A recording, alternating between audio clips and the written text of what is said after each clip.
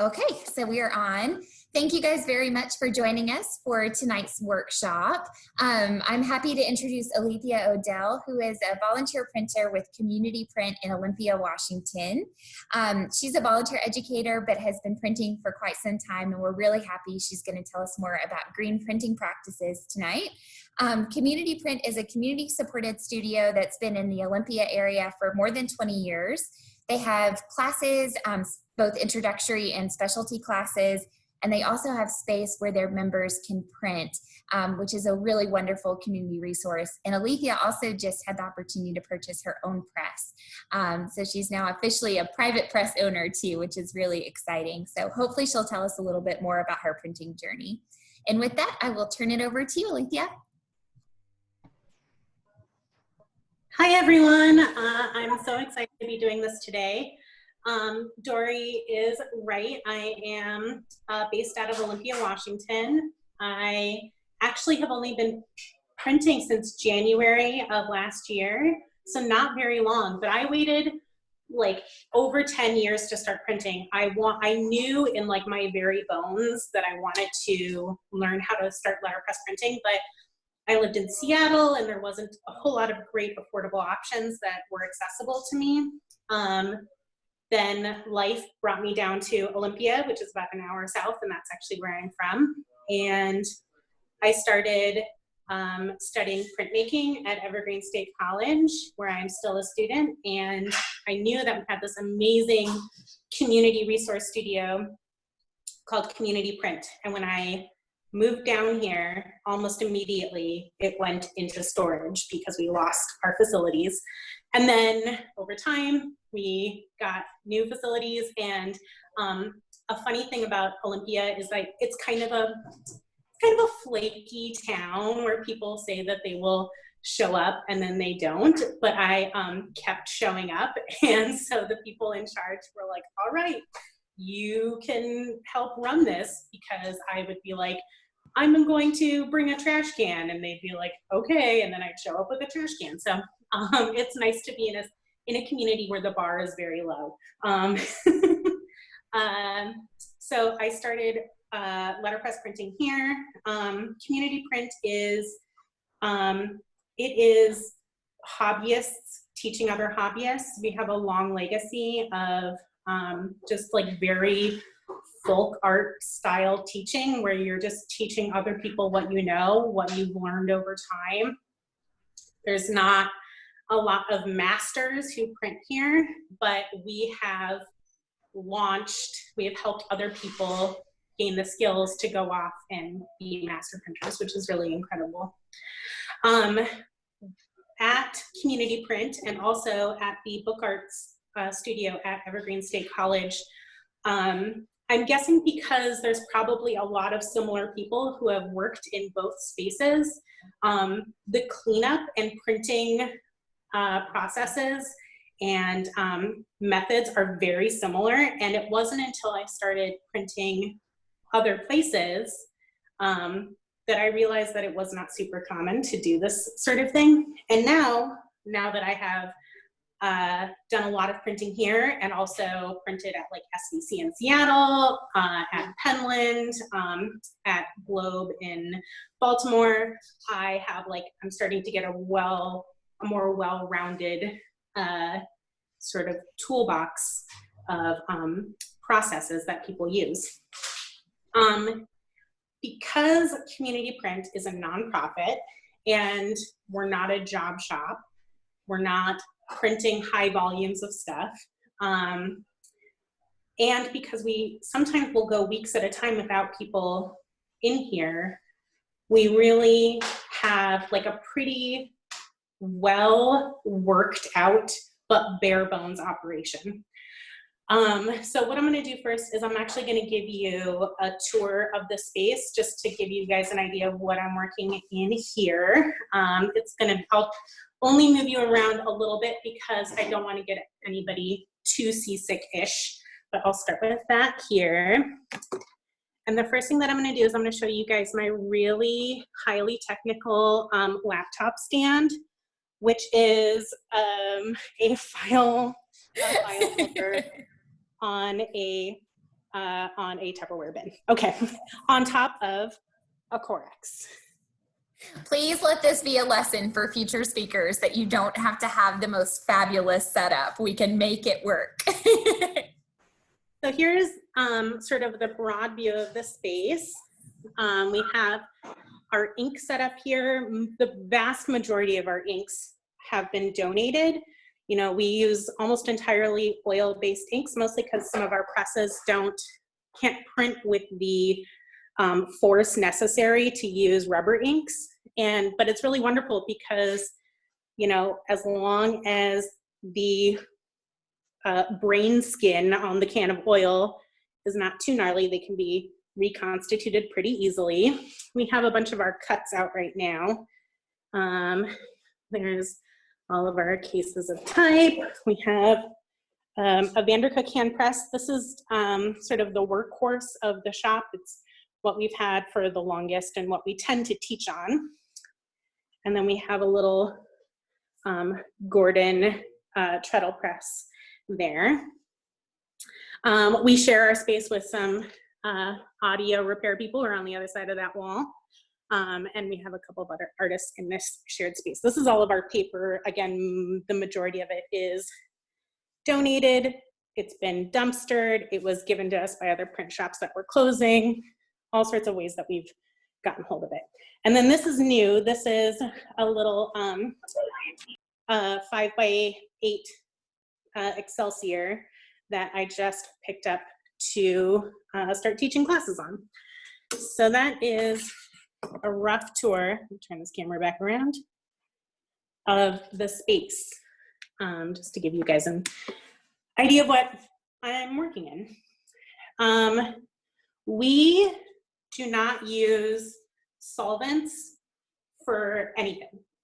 We have some because it is a teaching space, so sometimes ink is not always fully cleaned off of a roller, and sometimes people, you know, don't clean as well as they should. So we do keep some on hand, but we like maybe twice a year have to use it.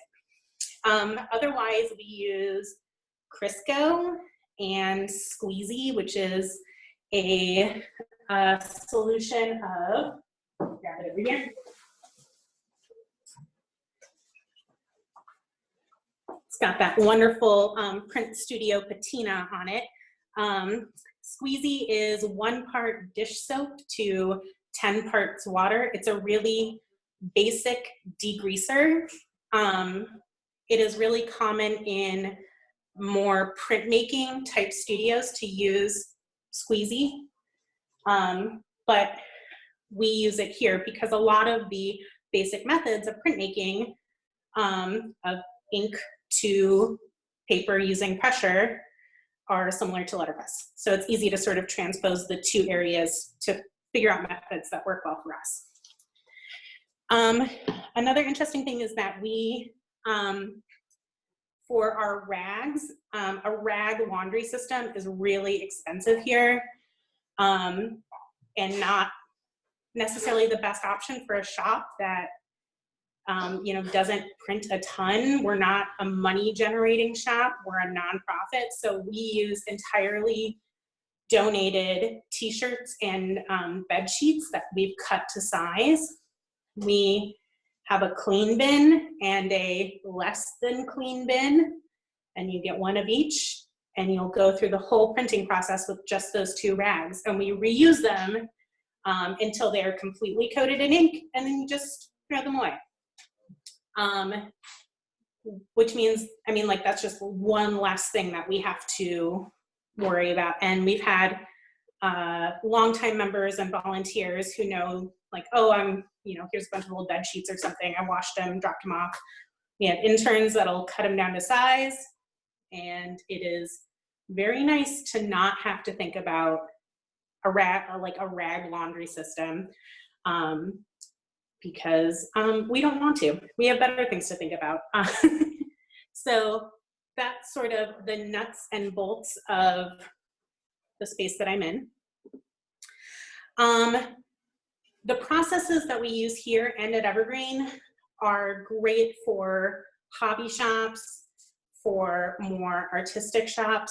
If you're a job shop, if you're cranking out tons of prints, these are probably not going to be the best methods because they're a little bit more time intensive, and you know, you can pick and choose what you want to spend your time in, but it's really wonderful when you're on a time crunch to change ink over in like 10 minutes using solvents. It is like my greatest thrill when I get to do that because it's so rare. But this is, you know, the cost of how we print and clean is like, it's so minimal that if you're starting from scratch, or if you're trying to make printing accessible to people, these are great methods that I fully stand by. And I think this past spring, I was at the Penland School of Craft. I was taking an 8-week workshop with Jamie Karalik. And her and I were talking, and she was like, one of the greatest moments that I've had as a printer is, I'm gonna swear here, just as a heads up, is that you can do whatever the fuck you want.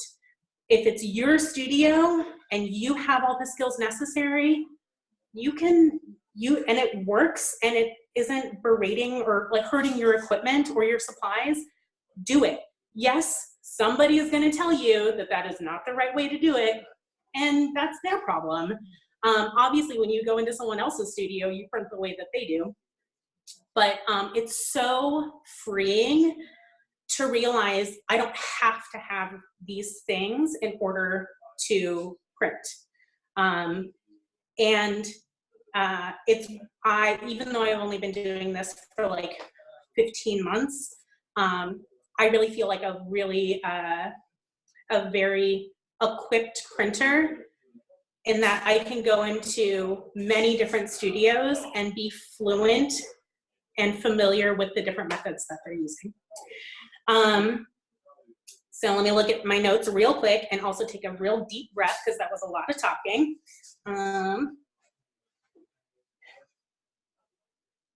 Okay. So what I have behind me, I'm going to do a little adjustment here of my very fancy laptop stand to give you a slightly better view. It's going to be a little clunky. I'm so sorry.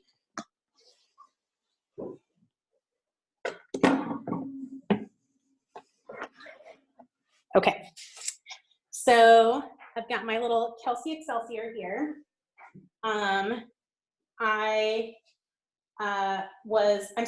This is new to me, and I'm still sort of finicking with it and getting it all set up. So I have just a cut in the chase that's all locked up. I think so. There it goes. And it's all ready to be cleaned. So what we do, the first thing that we do is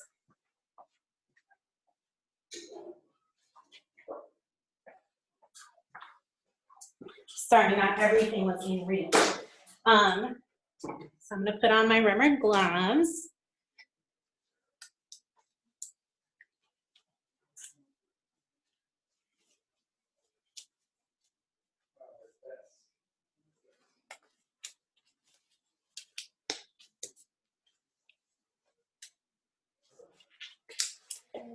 And the first thing that I'm going to do is I'm just going to take my inking knife, and I'm just going to pull a bunch of that ink off. I may have over inked it a little bit when I started, and I'm just wiping it off on a scrap piece of paper.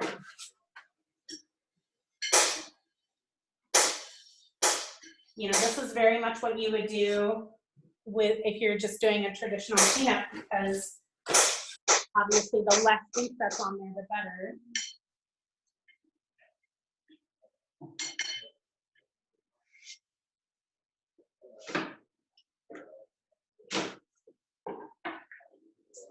And then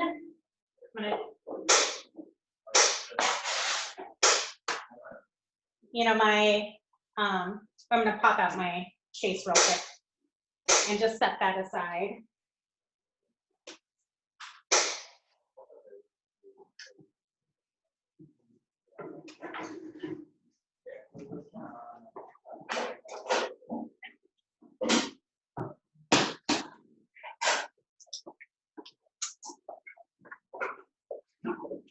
And now I'm gonna just run a scrap piece of paper over the ink disc a whole bunch of times.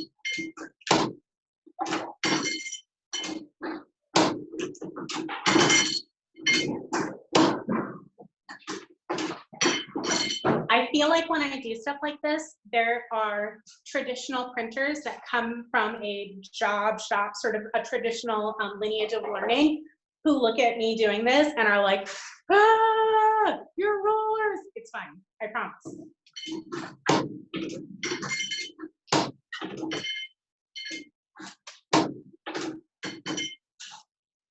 Okay, it's got a bunch of ink off of it.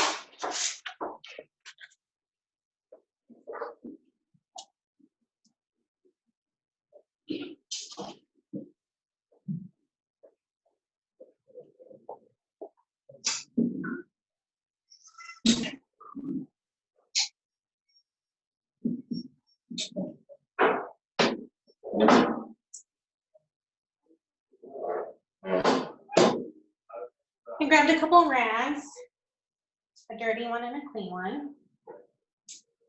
And I'm gonna start with a beautiful can of Crisco.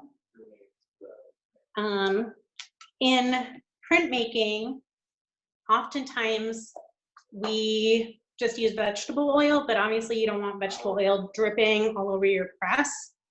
So a little bit of Crisco, same idea, but way less mess. So I use about half as much ink as I originally applied.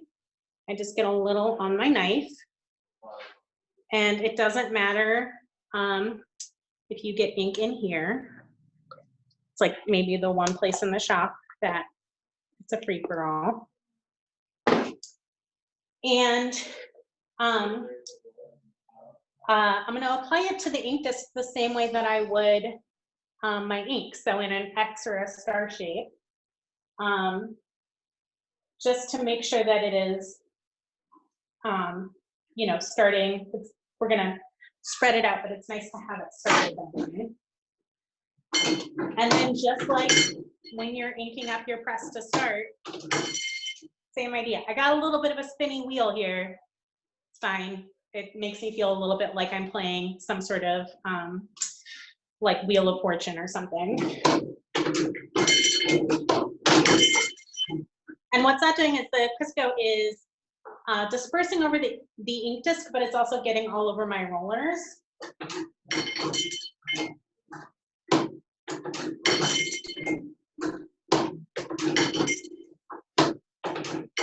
Really exciting, huh?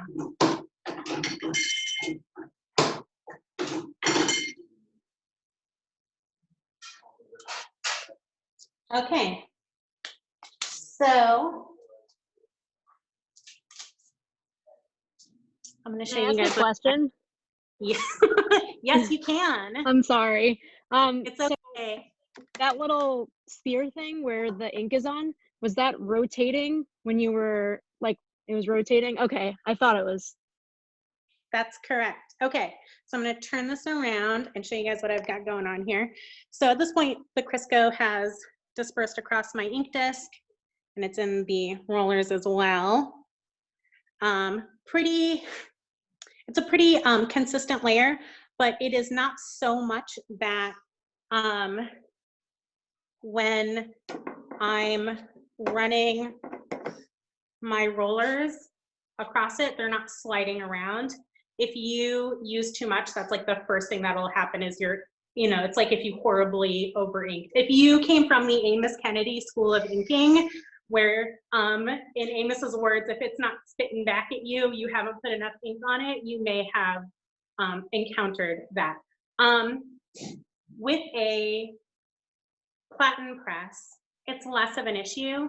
With a flatbed cylinder press, we have, which is what we use for the most part at Evergreen, students love to, like one time somebody said, you can't really use too much Crisco And then somehow, like wildfire, all of the students were like, great, and then like heaped it on.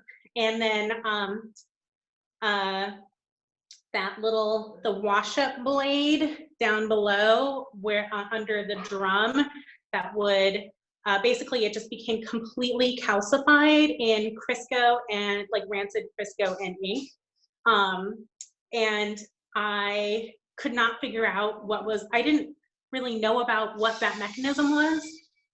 And I couldn't get it out. It was like dried in place. And so I took my phone and stuck it under the drum and like took a flash photo. And it was one of the most disgusting looking things I've ever seen in real life.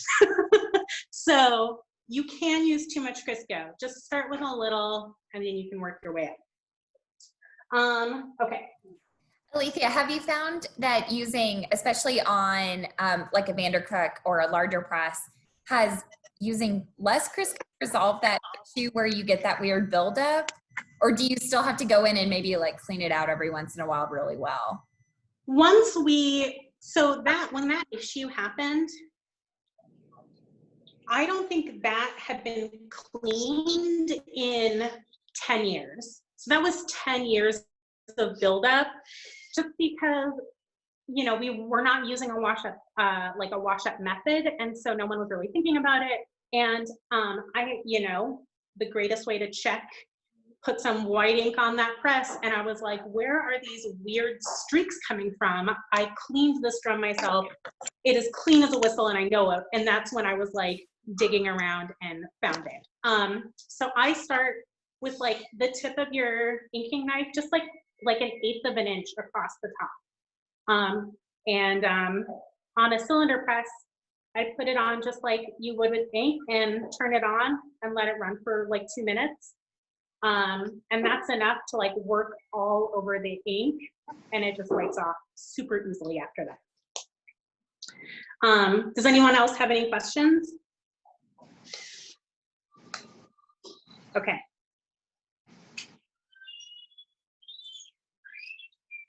It's funny because this is like, it's more work to do this than to use a solvent.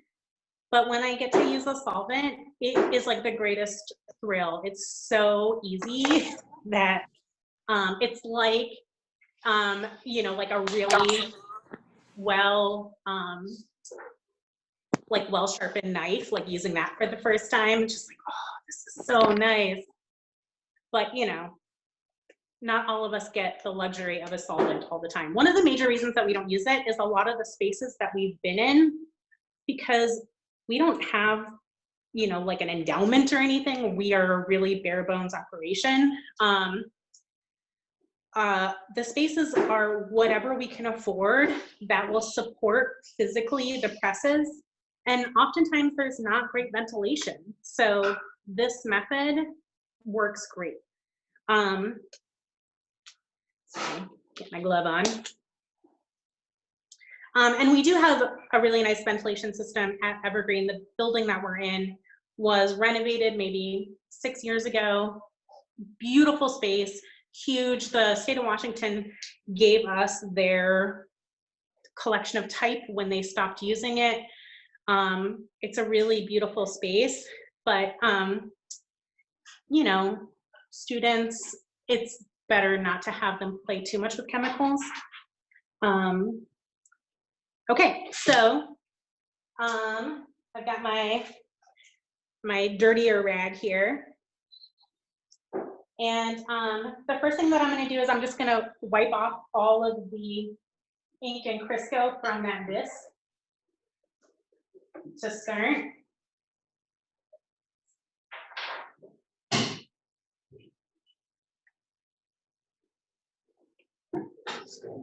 It's not perfect because I'm gonna roll the rollers over it a few times, but it's nice to just, it's like the first thing to give you a jump start on your cleaning.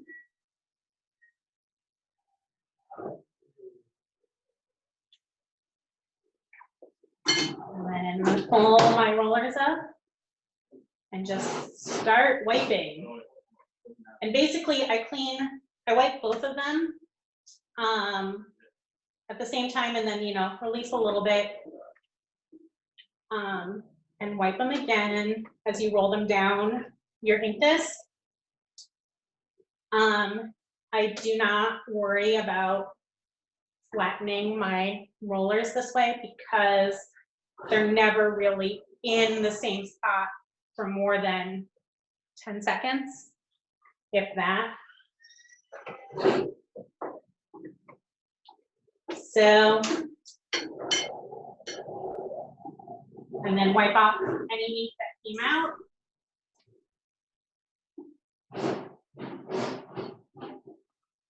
And I'm gonna show you guys,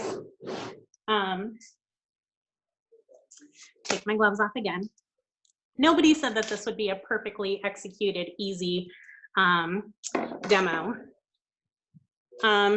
Just with that, there's really not a ton of ink. I mean, there's still ink on my rollers, but there's not a whole lot.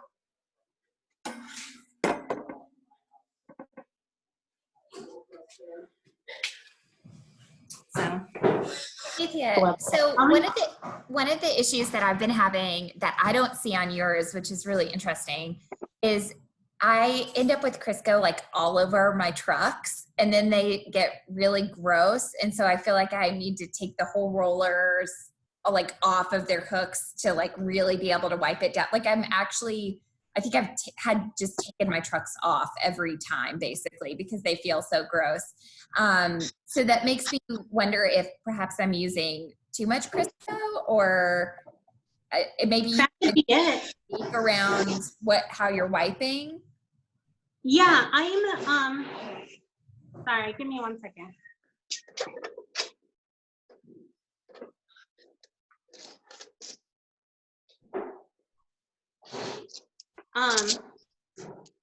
So when I'm wiping, I'm mostly wiping the roller. Sorry, they're doing a little a little power tooling next door. I try and stay away from the trucks. The way that I was taught to print or to clean, I learned on like a 10 by 15 CNC. I didn't mess with the trucks too much because I didn't want to smash my fingers. And so I just left them alone. I make sure that they're clean and well oiled, but I don't ever pull them off unless something has gone, you know, terribly awry, or I'm trying to, you know, replace the rollers or something. But when I am cleaning, because when I'm doing this motion, the trucks aren't getting anywhere near the Crisco-y, inky mess situation. So I'm mostly just wiping the rollers and trying to stay away from the trucks as much as I can.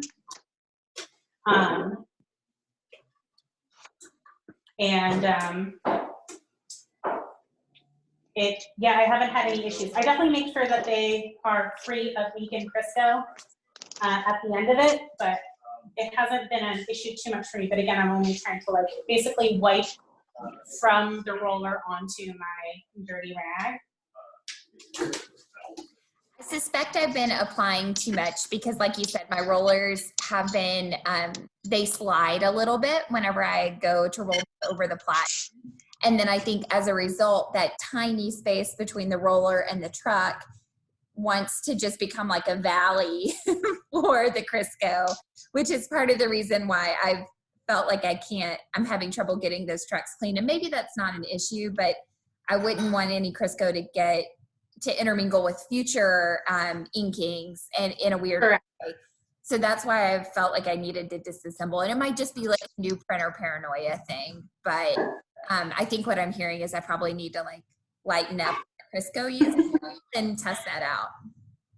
It's funny because obviously these sorts of preferences are different from printer to printer, but when I'm like taking my inking knife and just scraping along the top of my Crisco, because even though Crisco doesn't skin, I treat it like you would when you're getting ink out of a can, not gouging it.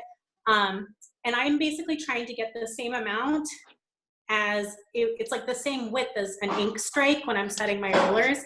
Just like a tiny little line. And that's especially for a press this small, that's plenty. And honestly, even on like a like the F15, which is what I print out at school, I'm not using that much more. So a little bit of Crisco goes a long way. Yeah. Pop that up.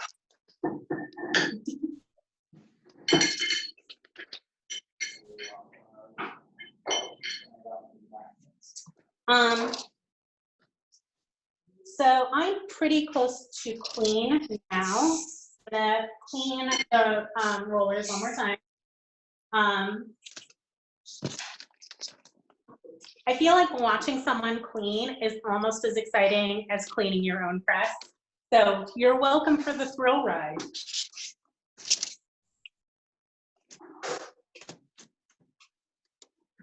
It's way better watching someone else clean a press than me cleaning my press, so thanks.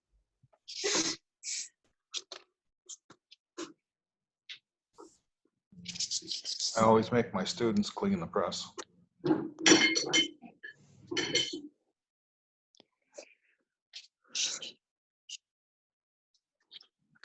Okay, so the press is almost clean, but obviously I have, I'm not pulling any more ink up off of the rollers, but there's oil on it. And so that's what we would use the squeezy for. So I'm not trying to have water sit on my cast iron press. So I just spray directly into a rag. Make sure that's not too much. Again, you don't want it dripping all over the place. Alithea, do you have to shake that bottle before you apply it? Does it separate? No. Okay. It's just like really watered down Dawn dish detergent. Okay. I bet you could use other kinds, but for some reason I was always told that you had to use Dawn. So that's what we do. And like one tiny bottle will last community print like 6 years. And it's about the same for a can of Crisco. So between that and the donated rags, our cleaning budget is nothing. It can be bought at the dollar store. You can go in with $5 and come out with change.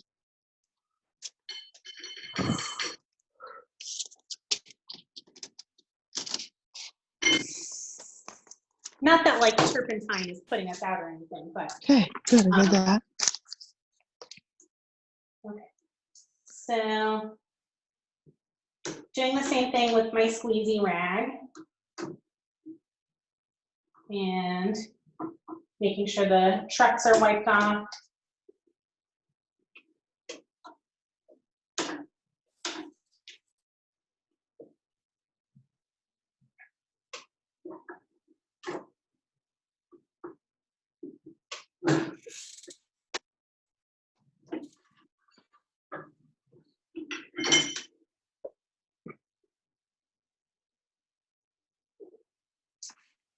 And like, who knows how much of this was on my glove, but there's just like a tiny bit of black, possibly from when I was printing with black ink a couple days ago. Not that I've never not cleaned a press to its absolute most pristine condition. It's my press, it's fine. But yeah, super clean. We always use t-shirts or cotton bed sheets because we don't want a ton of lint to end up in, especially when you're cleaning your type, which I'll show you how to clean that block in just a sec. So that's not really a concern. People have donated, you know, like bath towels and stuff like, and we just chuck them or put them in our like emergency cleaning kit.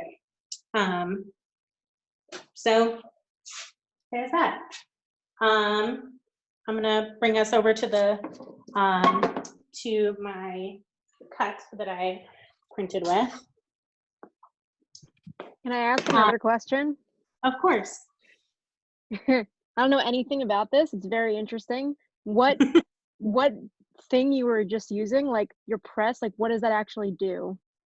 So that is a little, what's called a tabletop platen press. And that takes your set type, or I have what's called a cut or a printer's block, which is an image, and it pushes in one swift motion, it inks your type or your block and pushes it onto your paper to create a printed impression. Yeah. Thank you. Okay. Yeah, of course. I wanted to learn about letterpress for a really long time.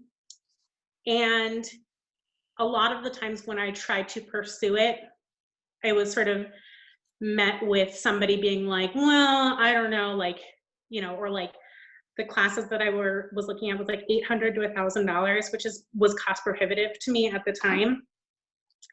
And it was really sad. And so I waited for 10 years. And then as soon as I started printing, I took off like a rocket. And here I am. So one of the things that I really love about Dory doing this series is it is sort of breaking down that barrier that you have to earn your answers or earn your lesson, because I don't think that mentality is conducive to like the long-term health and thrivability of letterpress printing.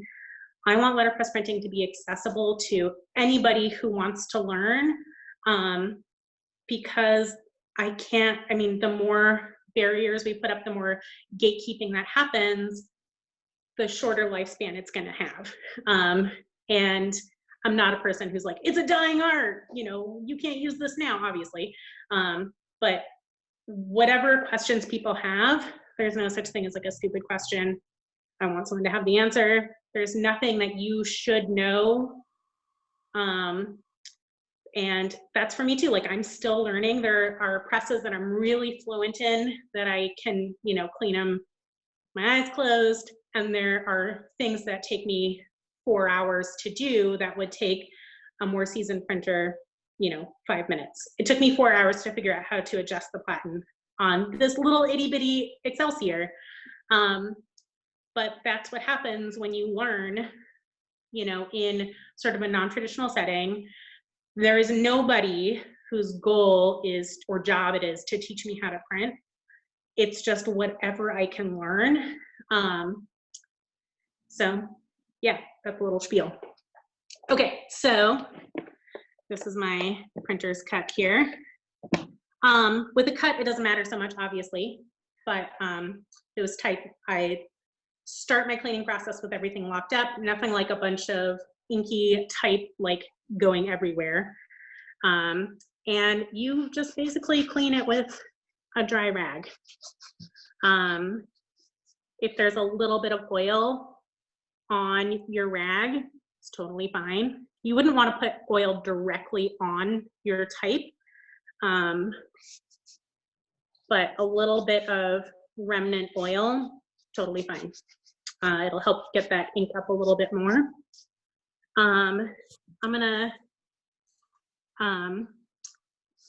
This is pretty clean already, but for funsies, I'm gonna grab something else real quick. So Alithea, I'm imagining, because we can't quite see the form, your form's still in lockup as you're kind of scrubbing so that you can apply maybe a little bit of pressure? Yes. Okay. And obviously with a cut, I could take it out fine, but I'm not going to. Let's say, especially with a cut or with smaller type, you have like a little bit of ink in like a dropout or something like that, a counter. You can take a little squeezy bottle. This is vegetable oil, and just put a drop on an old toothbrush, and then just give it a little brushing to get out any little like remnant pieces of ink that are stuck in a small crevice. A drop will do ya. and then wipe that up.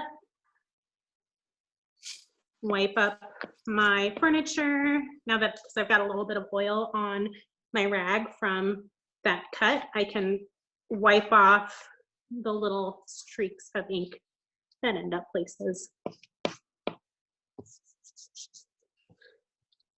And then of course, anything that you hit with oil, you'll want to degrease. So I'm going to grab my squeegee.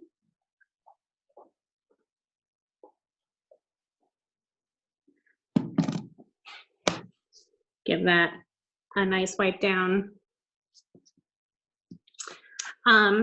With my type and my blocks, it is easier for oil to get places.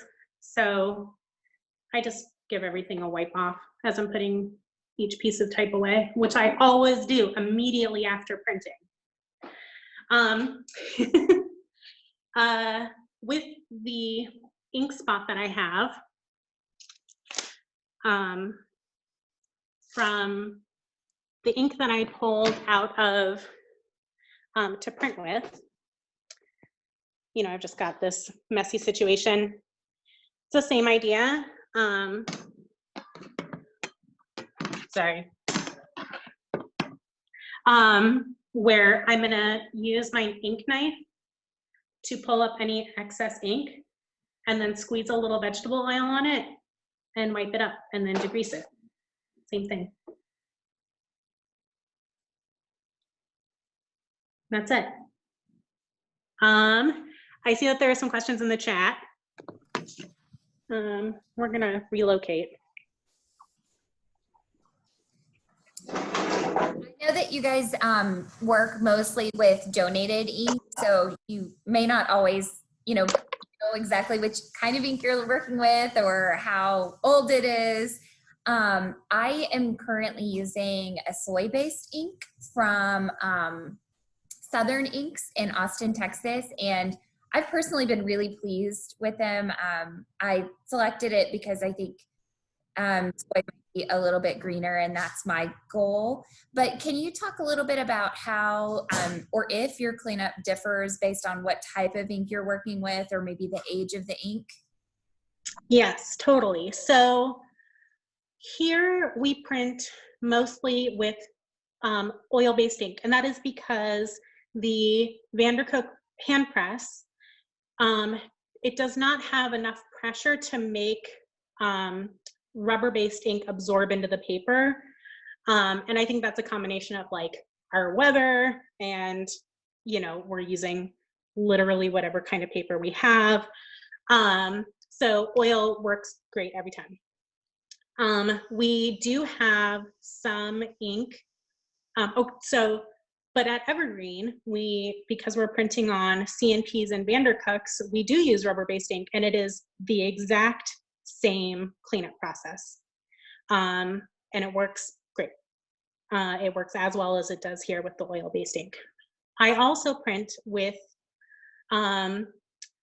here we have some of the Southern ink mixed in, and Southern ink is really funny because after doing a lot of digging, because I kept having skinning issues with the inks that we had at Evergreen, I learned that their metallics have petroleum in them and will skin versus all the other ones that won't skin, which is just a little fun fact.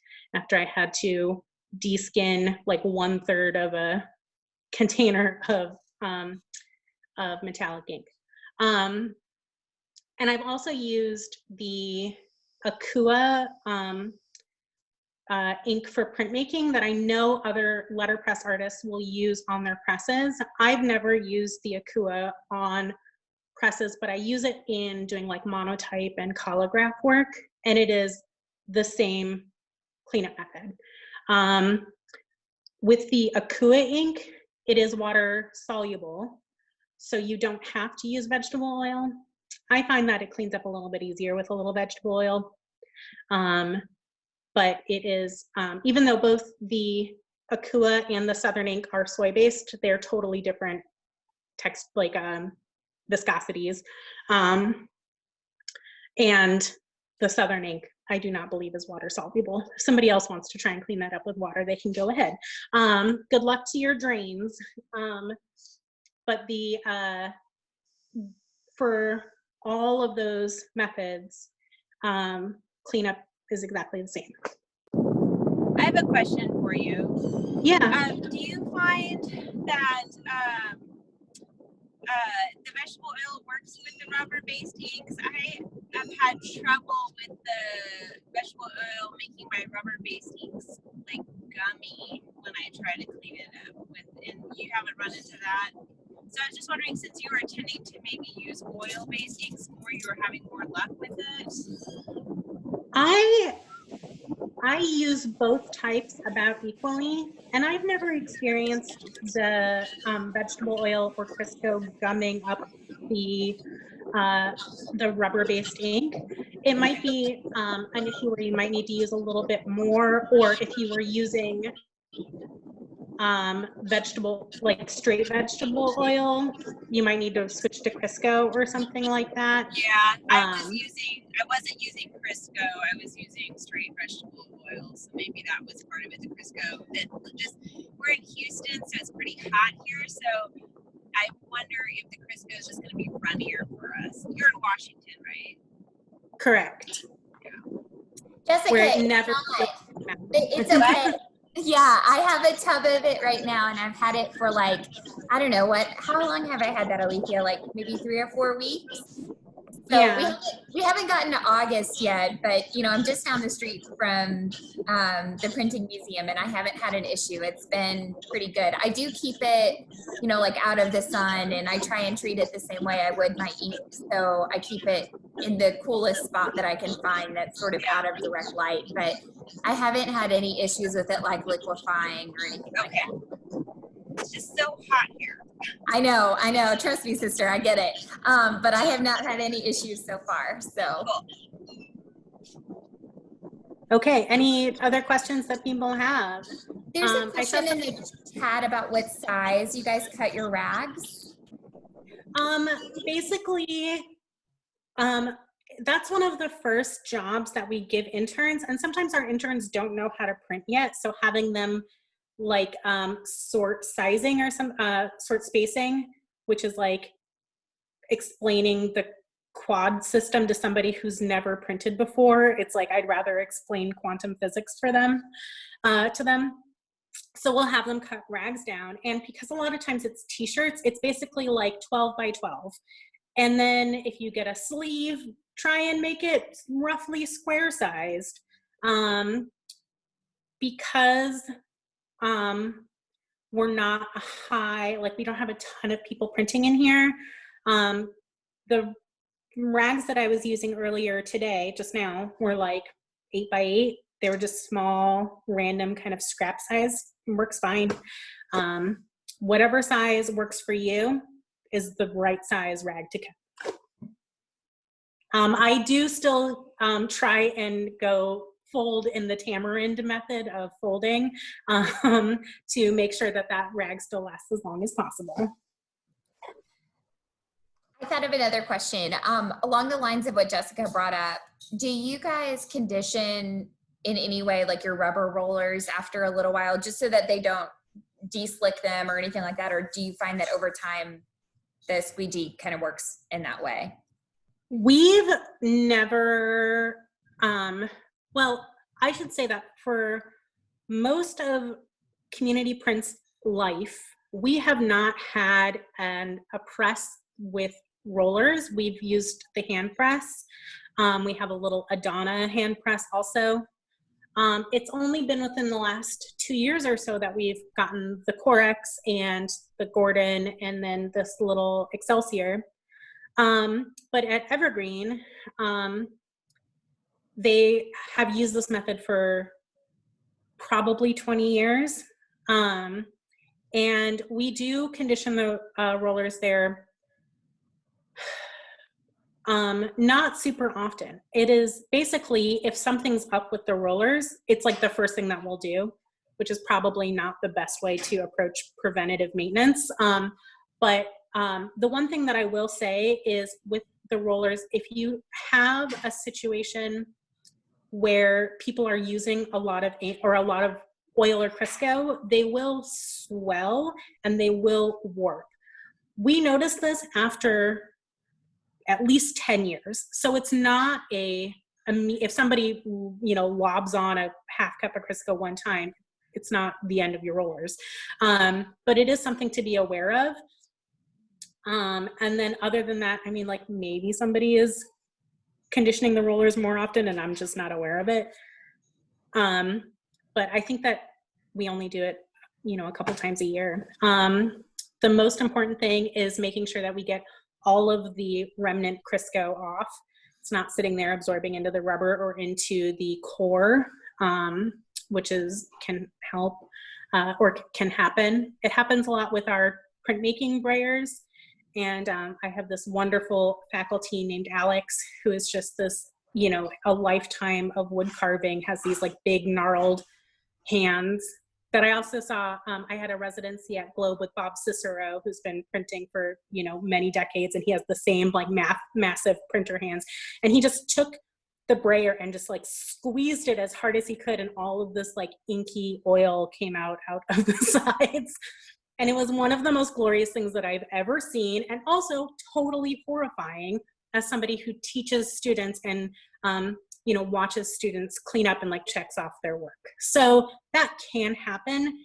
But if you're a conscious printer, you're still like, it's not a huge pressing issue. I don't know the normal lifetime of a roller, but it's easy to print on. Like we have rollers that are 20 years old that are fine. So. Does anybody have questions?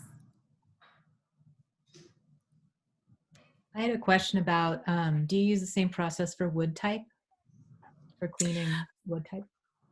For wood type, we use a dry rag, and a dry rag almost always is all I need.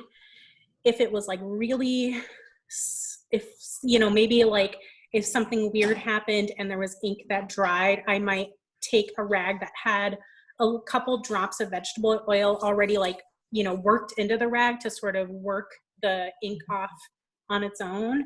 Mm-hmm. But a dry rag is all that I have need. And I feel like when I was at Globe, it was the same thing. We, maybe making sure that it was degreased. I know some people have used I watch people use like alcohol. I've never needed to. As long as that type is clean and not oily, in my book, it's good. Yeah, because I imagine you wouldn't want to use anything with water or too much water near it. So just stick with the oil-based stuff. Correct. Yeah. And when I'm cleaning my type, I'm always putting whatever I'm using directly in the rag first before it goes on the type, just so that, I'm not messing with the type. Mm-hmm. Thank you. Any other questions, guys? It's interesting because I teach sometimes at Michigan State University, and we use almost exactly the same processes, but in slightly different order. Really? Yeah, so we put on the Crisco first, and then we use a stack of newsprint to clean up the Crisco and the ink until that really fails, and then we go in with the rags. And then once it's been cleaned off with the rags, then we'll go in with a spray of detergent. One thing that we do that you might find interesting is that before we start rolling the rollers down, we clean the bottom of the ink table before you do that, so you can't pick up any more ink as you move the rollers down. But otherwise, it's almost exactly the same process, down to the two rags. Yeah, we don't have like newsprint available. We don't buy big reams of it at Community Print. We do at the college. But at the college, because we have a pretty substantial printmaking program, we do have a traditional rag system there with a laundry service that comes in and grabs them. But, our t-shirts and sheets are free. So it is like the same sort of cost, it's cheap for us to clean, much like if you're buying reams of newsprint. Also, I love that you teach there because that is one of the programs that I'm applying to for grad school next year. And it's nice to know that it is a sort of similar method, like working method. That's how we do it in where I teach. The art department does it completely differently. Oh, well. So, but we're right across the street, so come and visit. Are you in the residential? The residential art college in the arts and humanities, right? That's And wonderful. we don't use clean newsprint. We just go upstairs and grab some newspapers that they put out for the students to read. So printed newsprint works just fine. Yeah, we when we're printing on the hand press, the Vandercook for our classes, we make like a packing envelope to sort of create enough pressure, and it is various local free newspapers, and sometimes it's really funny to open them and be like, oh, that's my family friend. Okay, well, I'm gonna ink you up now. All that said, at home, in my own print shop, I use California wash. It's a lot easier. Yeah, it is. Whatever works in your shop is great. I love using a California wash. I really like Gamsol. And that's what we keep on hand because it's like you can buy like a little tiny bottle of it. And I find that it has no odor at all. Because obviously we're still in an enclosed space. We're sharing this space with other people. So we really try not to use solvents for that reason, but the Gamsol has almost like no detectable odor to me. And one of the other jobs that I do is fragrance matching for a perfume company. So I feel like I have a very sharp nose, and it doesn't smell like anything to me. Alithea, correct me if I'm wrong, but whenever I Googled Gamsol, it looked like it's a name brand of a mineral spirit, right? Yes, it is from the Gamblin Ink Company, and they produced it to work best with their inks.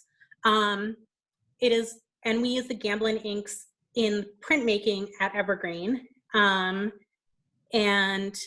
when I was at Globe last summer, that's what they were using. And I really liked them because the tiny bottles are expensive, but the gigantic bottles are not expensive. It's like $30 something for a gallon of it. And I liked that it has such a low odor that I don't have to worry too much about, like fogging anyone out of this space when I have to use a solvent. Sure. And so I did recently buy a press, a different press. Let me rephrase. I recently bought 2 presses because it's quarantine and no rules exist.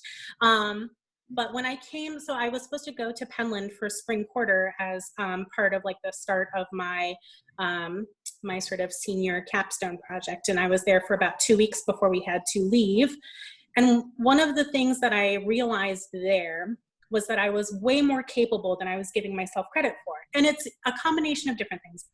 Because I am a student, and I've only been doing this a certain amount of time, and there's weird holes in my knowledge. I really was like, I don't know, there's like a lot that I don't know. And then when I went there and was learning under Jamie Karalik, who is an angel, and I love her to pieces, I came back and I was like, I can do this. And so I happened to, and at the same time, we lost access to the studio at Evergreen.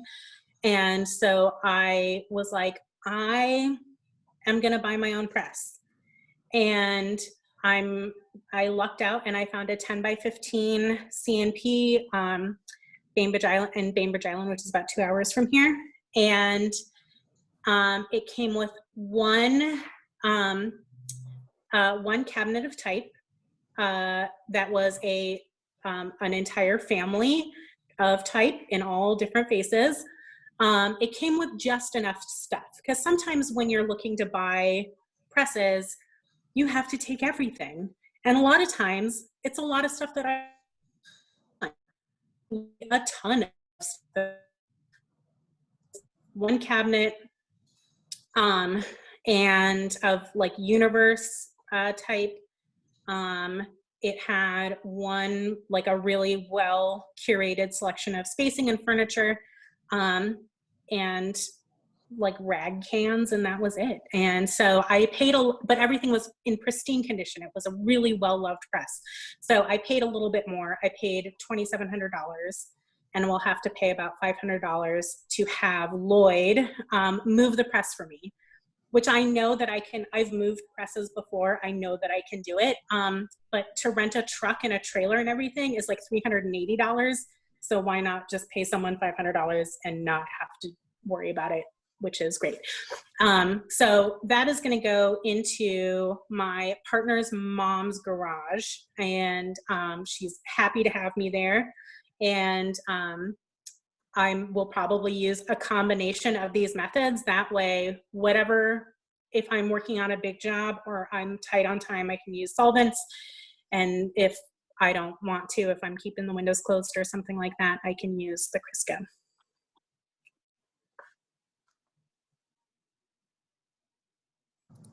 Okay, so we're right at the hour mark, and so we'll wrap it up unless there are any more questions.